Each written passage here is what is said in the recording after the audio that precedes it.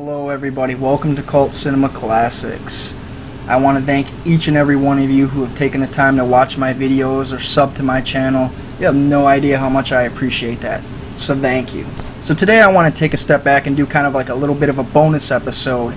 And I get asked this all the time, what are some of my favorite horror movies, so I figured today I would do a top 5 list. And this list is going to be my top 5 favorite horror movies. So sit back, relax, and let's get started.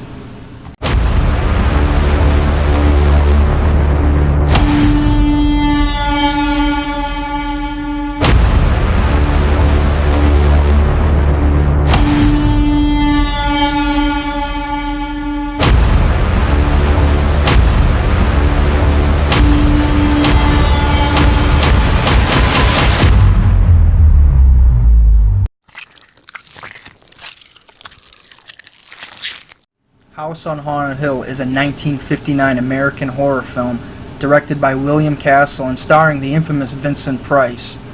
This is one of my favorite horror movies at number 5. It's about an eccentric millionaire, Vincent Price, who's hosting a birthday party for his wife, Annabelle, and 5 other guests.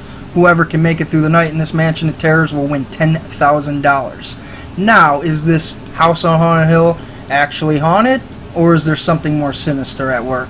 I guess you'll have to see the movie and find out.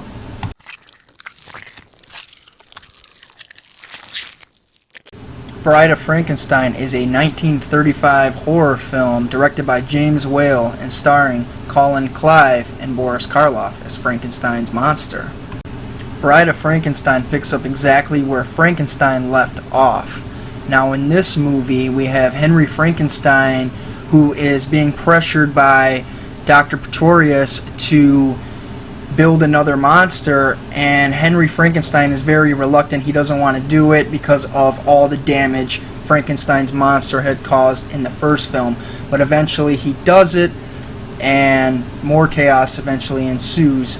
But what I like about this movie compared to the original Frankenstein is in this movie Frankenstein's monster becomes more humane. He learns human characteristics. He kind of even develops his own personality and his own being.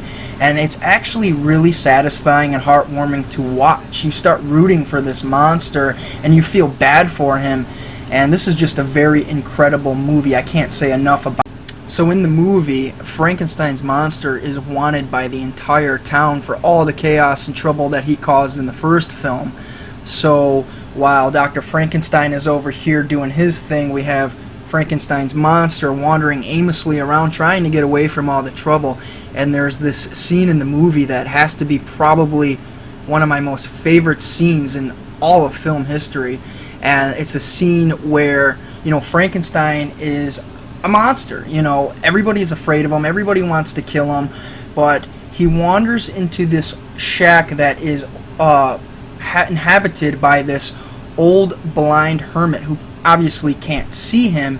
And why this scene is so great is because he befriends Frankenstein's monster without realizing or knowing what he is. And this is where you really see Frankenstein's monster kind of develop a personality, and he starts learning how to smoke and drink, and he learns a few words, and this friendship that's formed between this blind hermit and the monster is just so fun to watch. It's such a good, heartwarming scene. So if you've never seen this movie before, I really, really recommend checking it out. But I would watch Frankenstein before Bride of Frankenstein, most definitely. So if you watch it, let me know what you think.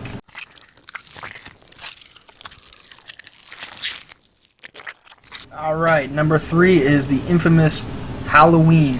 Now, if you are not familiar with this movie and you don't know what it is, then I feel extremely sorry for you, and you need to stop this video right now and go grab a copy and watch Halloween.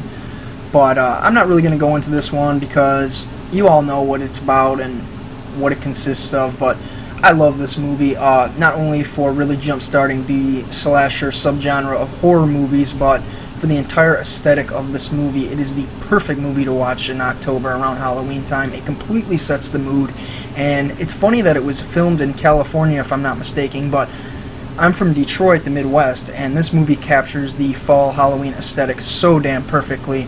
It is definitely the perfect Halloween film.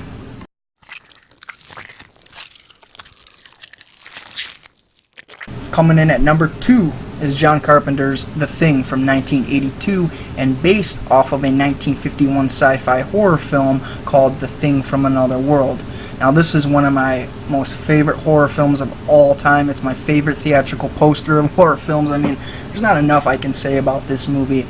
The Thing is about a 12-man research team in the remote Antarctic who stumble across an alien who's been frozen for about 100,000 years. And this alien is capable of taking the form of members of this crew. And now what happens is these guys can't tell which one of these guys is really themselves or if they're the aliens. So now these guys are all turning on one another. They fear each other. They don't trust each other. There's a lot of turmoil, and you just watch these guys unravel and lose their minds. I mean, this movie is incredible. The movie stars Kurt Russell, who plays a character named R.J. McCready, who's completely badass. I mean, he's one of my favorite protagonists in a horror film. There's not enough that can be said about The Thing. It is beautiful both visually, it has a great score, and it just works. The effects in this movie are groundbreaking for their time, and is still better than a lot of effects in horror movies today, especially since they're all practical. I mean, there's some really wicked shit that is shown in this movie. It's very impressive. And one thing about it, too, is just this movie is so atmospheric. I mean, it takes place in the frozen Antarctic, so watching this movie, you can't help but feel a little chilly yourself. And it's cool because it's like the characters, you can see the frost in their facial hair, and it's just very, very well done. If you haven't seen this movie yet, do yourself a favor and go check it out right now.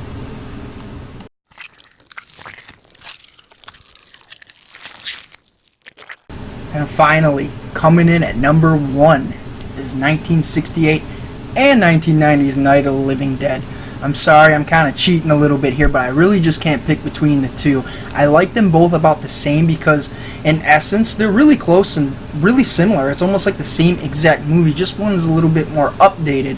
But The Night of the Living Dead was directed by George Romero and is the blueprint for the modern-day zombie. I mean, zombies are one of the most influential horror creatures of all time, and this movie is what really, really got the ball rolling on that. The Night of the Living Dead is about a group of strangers who take shelter in an abandoned farmhouse in the middle of nowhere and have to learn to work together in order to survive the night. Now, I like this movie because of the character dynamics and how they have to try to work together and how they don't get along. And there's two characters. You got the hero of the movie, Ben, and then you got another character named Harry Cooper, who's just an asshole. You know, he wants to stay in the basement and wants everybody to come down there with him while they board up the house. But Ben, who's smart, says, no, that's not a good idea. You know, if they get in, then we're trapped down there. So they butt heads throughout the whole movie, and there's a lot going on. And you have these zombies that are just getting closer and closer and inching their way around this house, and there's just tension that's building, and it's just a really, really good movie. The 90s movie, in essence, is the same exact thing, but what's great about that one is directed by Tom Savini, who, in my opinion, is the gore master. His effects and his gore is just incredible. I love his work. If there's a movie that I see his name attached to, I have to check it out. The 1990s version is really, really good as well. I definitely recommend checking out both of them. Both of these movies, I grew up on them when I was a kid, and they just always stayed with me. I watched them at least once or twice a year. I love zombie movies. I love this one.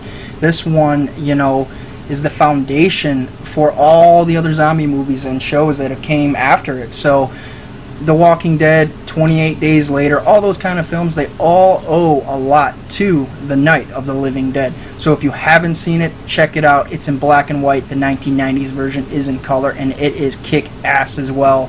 So that's my top 5 horror films. I hope you enjoyed my list. If you disagree or agree, let me know in the comments. Let me know what your top 5 horror films are, and I will see you on the next episode. Thank you.